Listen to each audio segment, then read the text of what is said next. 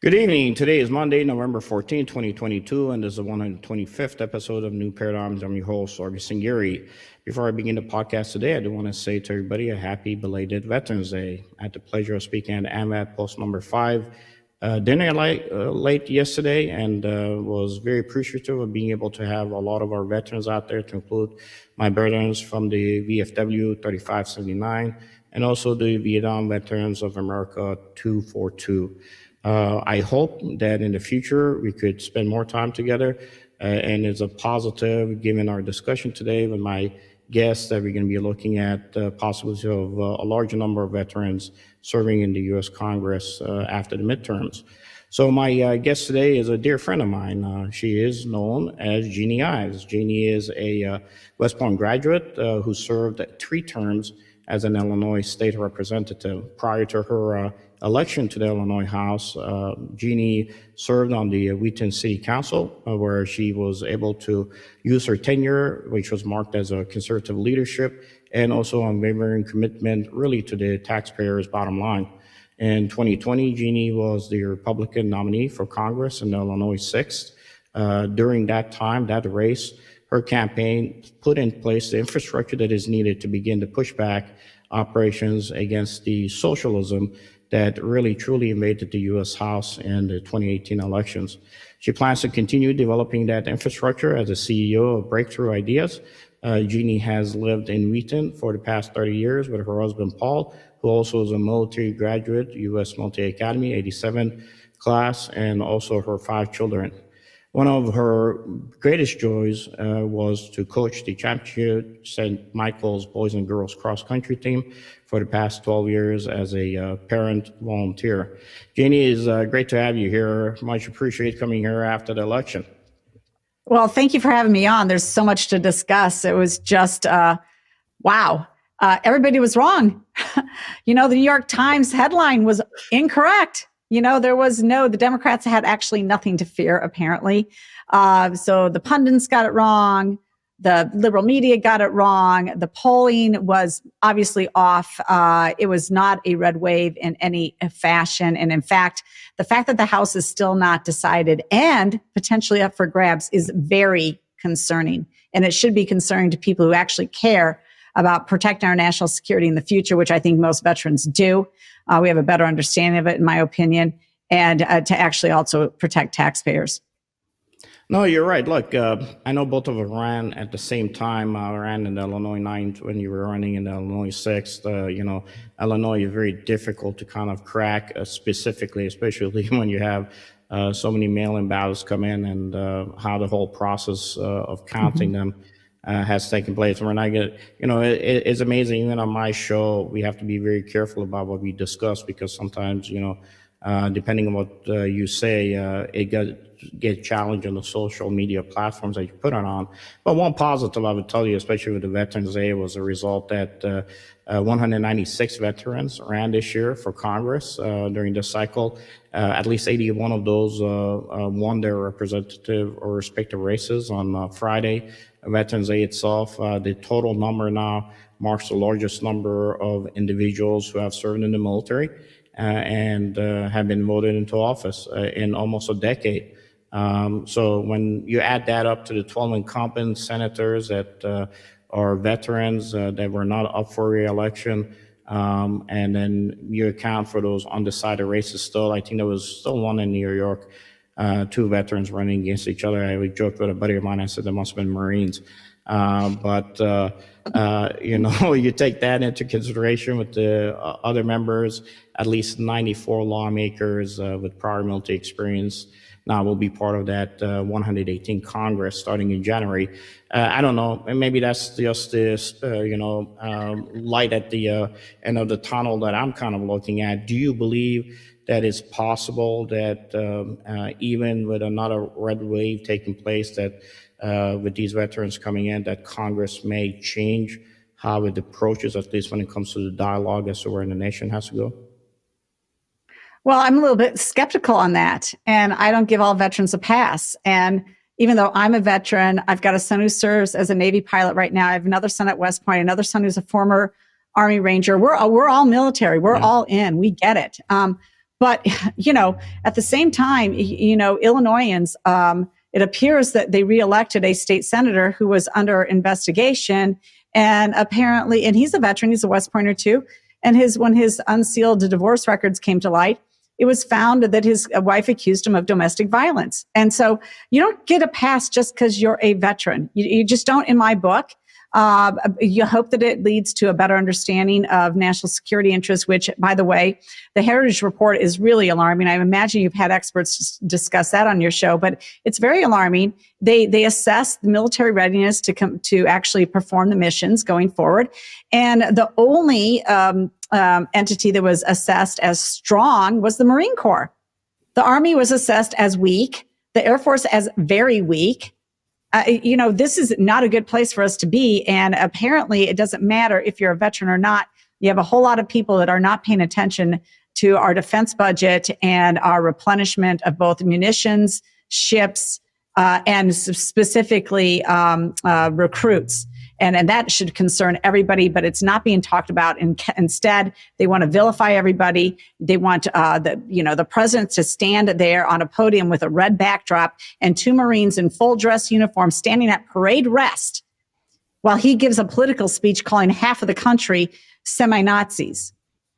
I mean, what the hell's going on around here? It's just very distressing that the military leadership at the very top has not shut any of that down, that the military leadership is all into the wokeness. And in fact, I got asked to do a PowerPoint presentation. It's due tomorrow night. I've been doing a lot of research on it. And a friend asked me, he's a Navy captain, retired. He said, could you present on military wokeness at the military academies? Yeah, sure, I could do that, definitely. And it's very, very concerning because it's coming from the top. It's coming from the top. And so I hope these veterans get in there. I hope that they do something powerful. But you know what? We'll see. We'll see. Because a lot of people, they get in that crucible of politics and power and they cave. No, I know it's difficult. Like both you and me know that as soon as the elections are over, the first thing they do is go up to DC and then they go to the farm.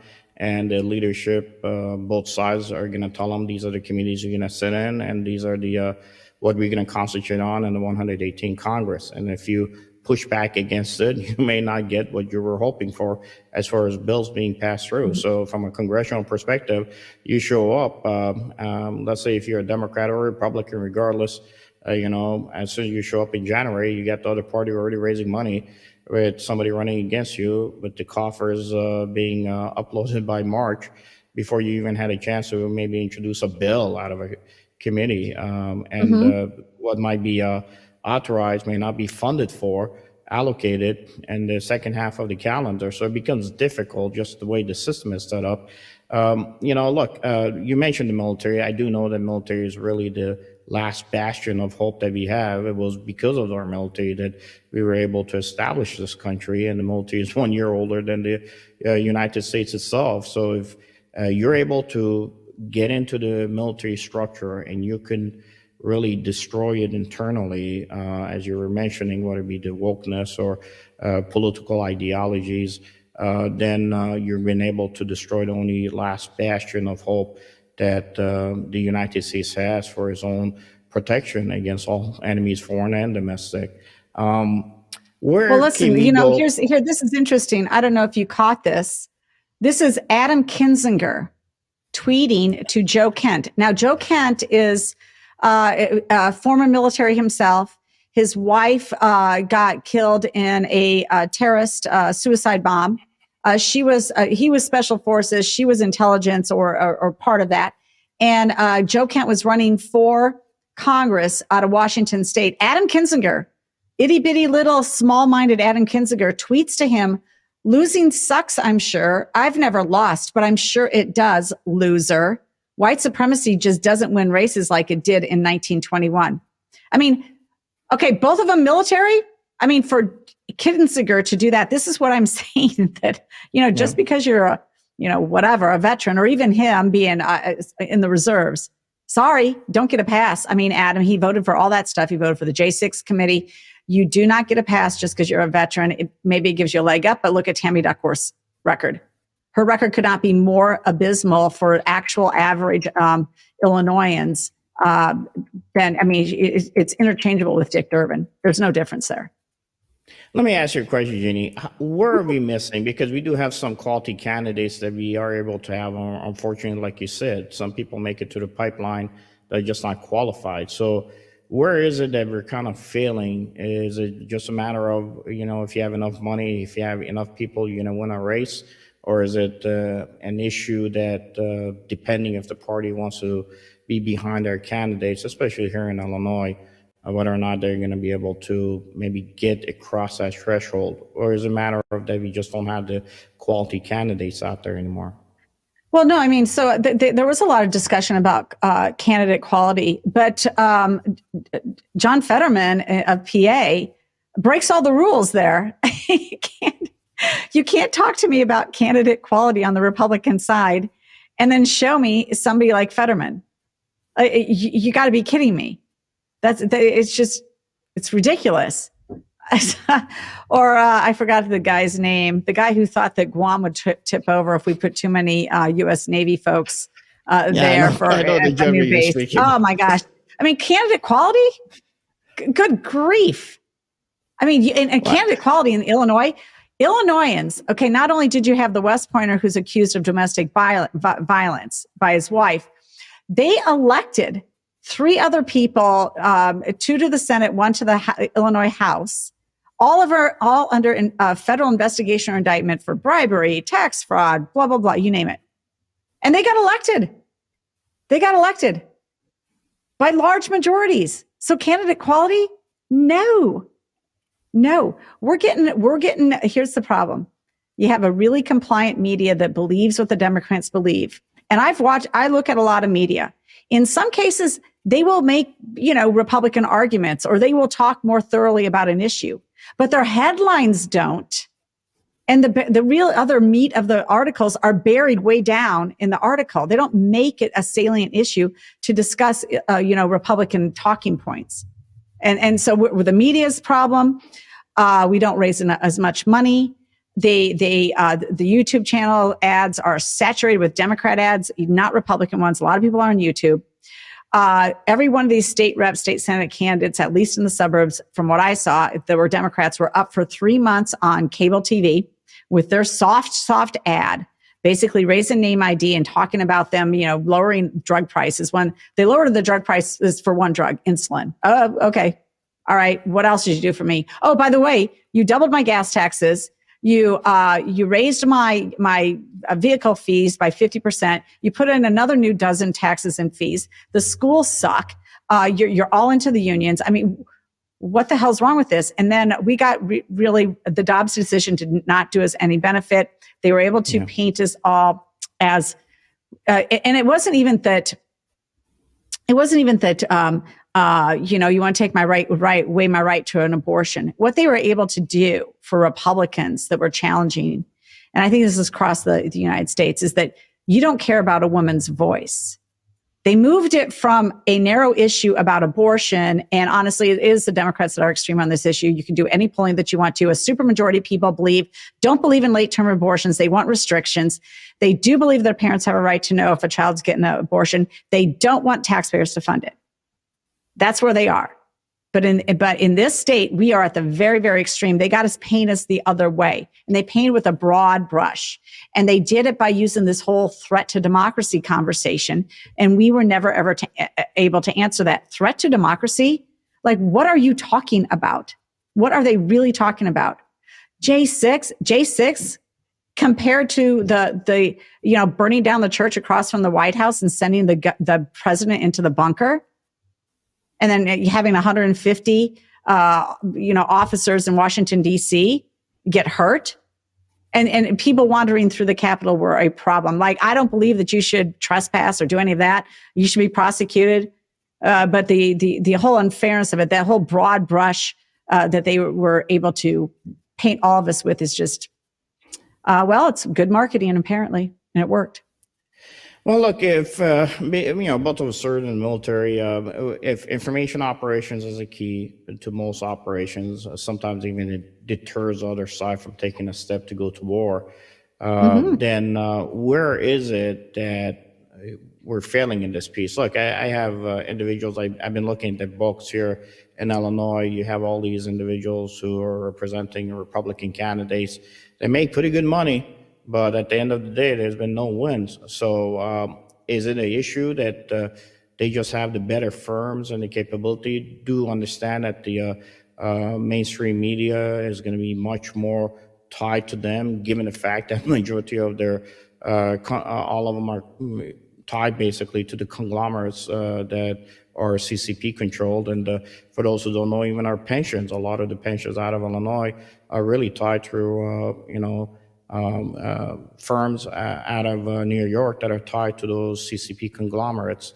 I mean, tomorrow, as I was having a discussion with Vince Romano, if a margin call is called, it's possible that most of your pensions can disappear, given the fact that, right now the Fed's still not at a point where they could pivot on helping our economy, given the 2-year, bonds that we're still behind, and the Chinese are selling their 10-year bonds, just like the Japanese are now, trying to cash them out in order to protect themselves in case of China go to war, in case of Japan to reduce inflation. Where is it that we're Sargis, failing in this process? yeah, no, I love this conversation. I love it. It's very policy specific. It's a very important connection between our investments and those being filtered to the CCP to actually support our enemies. It's a really good discussion. It's not one they want to have down there. There was no discussion about pensions, let alone the investments. Frerichs, the treasurer, gets a pass. He gets a complete pass. You know what they rather talk about when it comes to investments? It's not whether or not they're going and being filtered to the Chinese. They want to know whether or not that board that company is investing in guns or fossil fuels or something like that. And then they want to make sure that the corporation's boards are, verifiably diverse in gender, sexual orientation, race. That's what they're concerned about when it comes to investments and who they do deals with.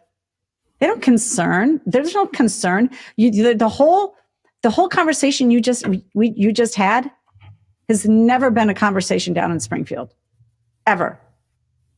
They don't care. They don't care, and they're not going to care because it's just over people's heads. They're much more. Here's what. Sometimes you can make the argument about property taxes. We made no arguments about property taxes in this race. We made no arguments about it. There should have been a big discussion about freedom because there was no other state that was probably locked down as much as the state of Illinois. It really was. We're still under an emergency order, by the way. Yeah. I don't think it goes away until tomorrow or the next day. So he's still playing that game. We're still fiscally the biggest basket case in the state. We have the lowest credit rating still in the nation. So, we've got major problems and people glossed over it. But the freedom issue, at the end of the day, right towards the end of the election, the email comes out revealing that his current administration is already considering mandated the COVID shot for kids in order to enter school. That should have been a huge issue and just was not. I don't know.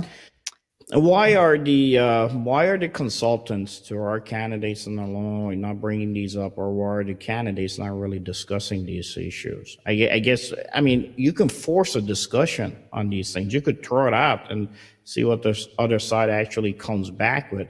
Why is it that we're not having these discussions? Because because they're more complicated. The things that we want to talk about are more complicated in nature, and they're not an easy hit. Like, oh, they support Trump, and they're extremist, and they want to take away my right to choose, and I want and Biden's going to give me a student loan bailout. They're just not as. These are more conversations that are more complicated. They're harder to have in a mail piece and on a 30-second spot. And, it takes people. And then at the end of the day is if people really do understand that, hey, my cousins who live in Tennessee have it so much better and their property taxes are 1/5 of mine and they have a nicer home. At the end of the day, they're like, I'm just going to move.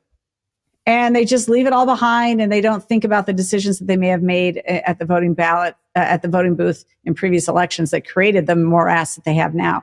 They don't know. It's really hard to focus a voter's mind, for the most part, on the salient issues. And unless they feel it in their own family, with their own job, with their own safety, it's really hard to get them to move off of their tribe. And we're very tribal here in the state of Illinois.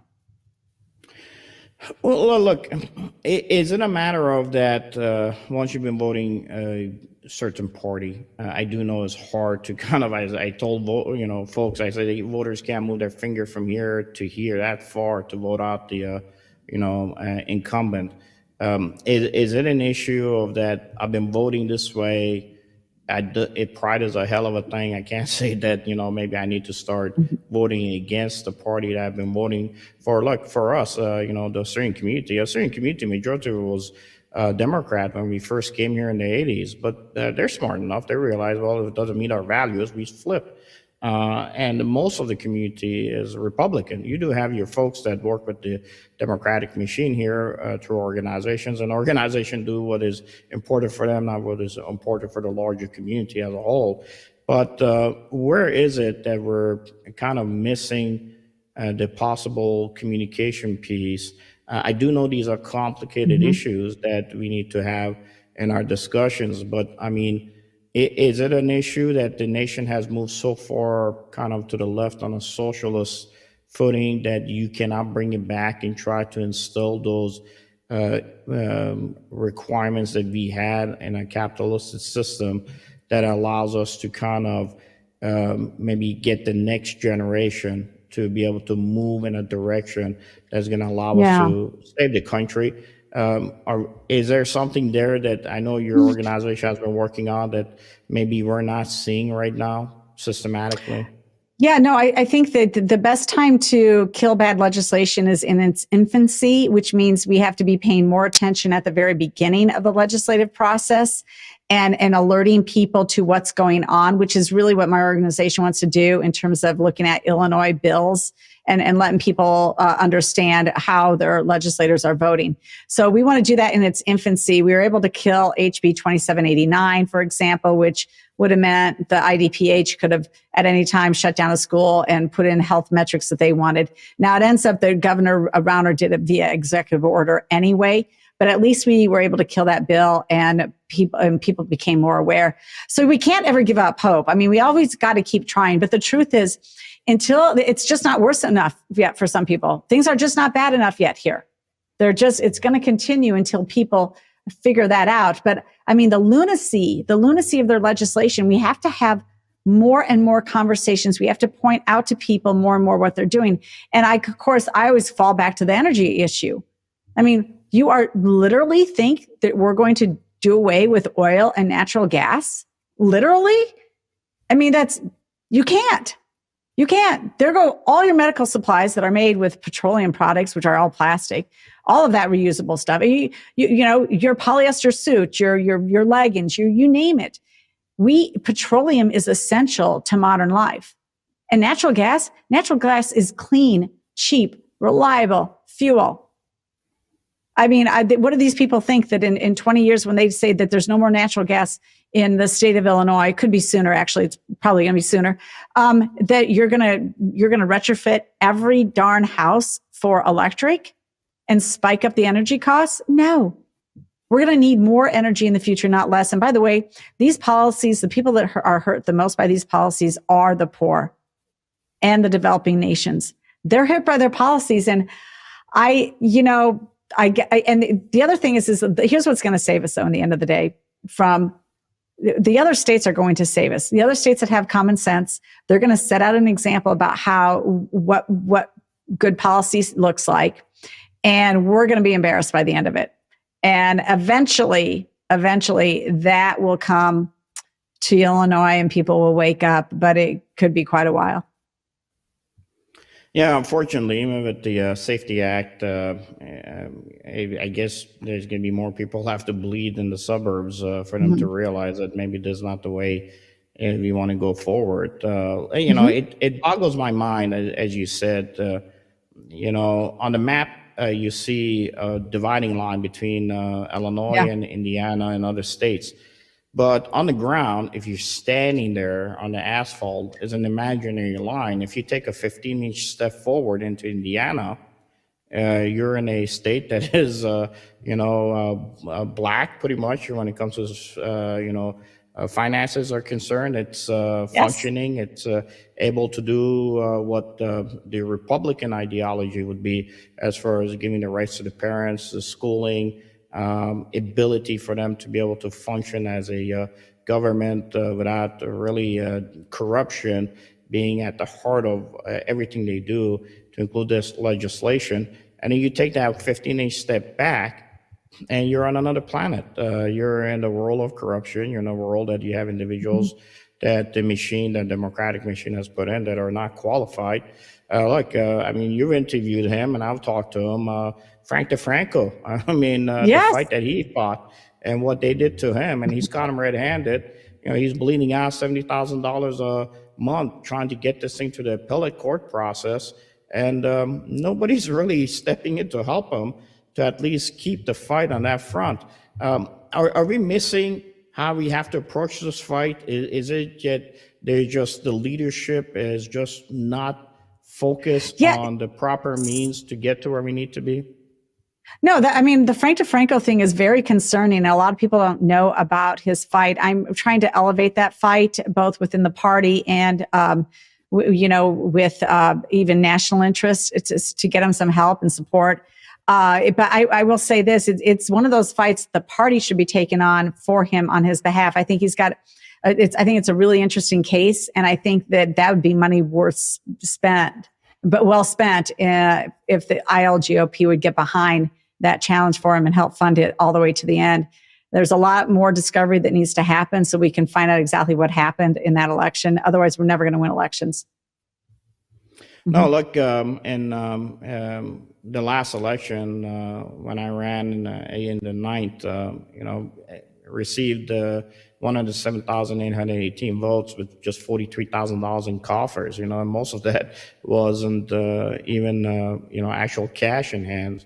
But there's a lying amber of these voters that do not want to see the same individuals constantly be reelected to Illinois leadership here, to include individuals in the, even out of Evanston, who don't want to see a Jeanne Ives where she is today. But we just don't invest money in our folks. I put a budget out that it would cost $3 million for me just to start a fight here in the ninth, and I didn't even get a reply back on email on it from the Republican side of the House, with the possibility of maybe even 50,000 votes. As you and I, when I start putting us on those threads, I know that we were looking at just a week after the elections of the last presidential election of what was happening with the vote counts, and we sent them up nationally, but really no kind of attraction there. And unless you got the money and the want and desire to bleed out more cash, it's very difficult to do what Frank was or has been able to do. Let me let's be ask honest you, here. how can we support that voting bloc that wants to see a new change in leadership in Illinois? What can we do structurally that you've been able to put in place from the last time you ran in Illinois 6 that gets us there? Well, we do have new leadership. I mean, obviously, Don Tracy is still the ILGOP chairman. We have a meeting that's coming up in December, on December 10th. It's in Bolingbrook. If you're a Republican, come in and check it out. But you've got a whole new slate of state central committeemen that are, committed to changing things here as well. You also you're going to get new leadership in the Illinois House. Hopefully it's not the status quo. Hopefully it's actually people who want to communicate and put all their efforts behind that, because when you're in the super minority, the best thing that you can spend your time on is communicating directly to the voters. And that means even the voters that are outside of your own district, you've got to bring the message to everybody so folks wake up, because these policies that they're putting in place, they are detrimental to the future growth of this state of Illinois. Amendment 1 is a deal killer. Nobody succeeds when this happens. School reform is necessary, full out school choice. I think that is actually a bipartisan issue that we could get people behind. It's bipartisan in the electorate. It is not bipartisan in the members of the House and the Senate, because they are owned by the unions who got them into the position of power. But I believe it is a bipartisan issue among the denizens of the state of Illinois. And we have to do a better job of outreach to the minority communities who are, actually Blacks and Hispanics. They moved in 2022. They did move to the Republican side. It's a start. We've got a shift going on here. But you look at Illinois, it's the one thing I did want to bring up. It's like they drew the maps, and those maps will hold for 10 years. Now, we do know those maps will shift. I mean, that's how DuPage County in less than 10 years really went from red to blue, because people moved in as center-right citizens fled. And even the Wall Street Journal remarked about that fleeing, how, you're going to get redder states and you're going to get bluer states. And a lot of this is a migration issue. Well, they flat out list out in that article, Illinois, 235,000 people left between 2019 and 2021. Those are probably likely center-right voters for the most part. And so as you bleed out your population that actually believes the way you do, who's left behind? Well, the people that get taken care of by the system, the people who control the system and get taken care of that way, the people that are insulated from the system and their policies because they, maybe they're wealthy or whatever else. That's who's controlling things right now, and it doesn't work well, and it won't work for a long time. Here's the deal: it is going to get worse, and then it's going to get better because it has to. No, it has to. Look, eventually, even the folks that are on the payroll have to realize that this is not working. When you have Willie Wilson making a statement that if the current mayor of Chicago is reelected again, I'm leaving, that's, speaks volumes. And he's invested a lot of his money in trying to help the state of Illinois recover. And maybe, who knows, maybe the mayoral election is going to show us something different. What is your projection as to for candidates, or advice for those candidates considering maybe to either rerunning or coming back for a run in 2024? What advice would you give them? I've talked to quite a few of the state rep candidates and state senate candidates that I supported and had a lot of personal conversations with. And I've encouraged them, you're just getting started. You got your name out there. It was one of those, it was a little bit of a bizarre year. It should have been a referendum on Biden and Pritzker and everything else. Apparently that Dobbs decision, they were successful in painting us as extremists. Apparently they were successful in still, saying everybody is, backing Trump already for 2024, which that is not the case, honestly. I really do appreciate Donald Trump. And nobody was more maligned than him. Nobody was more maligned than him in his presidency. Totally sabotaged by the left, by the media, lied about. It's persecution. The guy's been persecuted. There's no doubt about that. That said, he made some personnel decisions that obviously undermined his entire presidency. But his policies were spot on. So, here's the deal. They don't want to have an honest conversation about Trump and what he did or anything like that. So they're going to try to continue that going forward. We're just going to have to be better at owning that conversation. And that takes a lot of money, and we don't have the media with us. So I don't know. It's going to be difficult until people are punished by their own bad decisions. I don't know what's going to happen here, but I do have a huge concern. And one of the first headlines coming out of the Cook County Board President's race, which is Toni Preckwinkle won that race. Yeah. One of the first things she called for was a universal basic income project. What? You're doubling down on Lori Lightfoot's, COVID funny money project. You want to just hand people for no effort whatsoever. You want to hand them cash every month on a continuing basis. No effort whatsoever. Hand them cash. You're basically taking my money and giving it to somebody who doesn't work for it whatsoever. And the thing about it is, The whole reason that universal basic income even became something that folks talked about is because back in the day, economists looked at it and said, well, if we gave them just a price support, just an income support every month, we can get rid of all the other government social services that are otherwise providing for that support. But that's not what they're doing. This is in addition to all the other services that they receive and have to and get support for. So, I mean, look, student loan bailouts, taking my money and giving people housing supports based on their race, universal basic income for people who don't want to work. I mean, when we've gotten to the point where people accept that, that is a scary situation because that is theft. You are taking property from one set of citizens and giving it to another. Scary as hell. Well, you're pretty much a cashier, but you're using the money that the American citizens have given you. But as long as you get elected, I guess, because they only care about themselves, and I'm sure most of that gets laundered to their pockets, regardless. Anyway, Probably. Jeannie, as we come to the close of the show, what do you think is your desires personally as to looking at another run, maybe, if not in 2024, maybe in the future? Have you considered that at all? No, I have not. Not at all. Not. I don't see a path for that right now at all for me. Yeah, I won't put you on the spot. I'm going to ask the question again in a different way to see if I can get an answer out of you. So I'll keep it for now as a no. What is what is on the agenda for you with breakthrough ideas, and what are you guys trying to do over the next couple of years now as we're approaching now a presidential election in the future?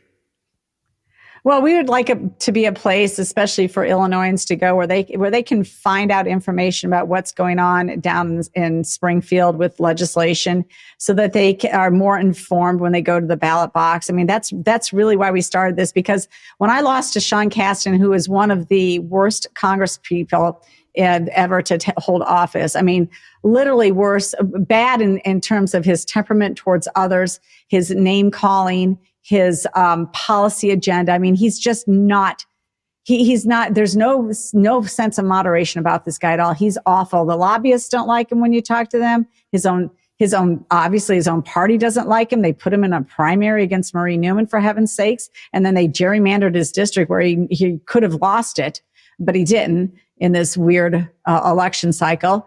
So, I mean, when I lost to him, I said, people don't know what they don't know.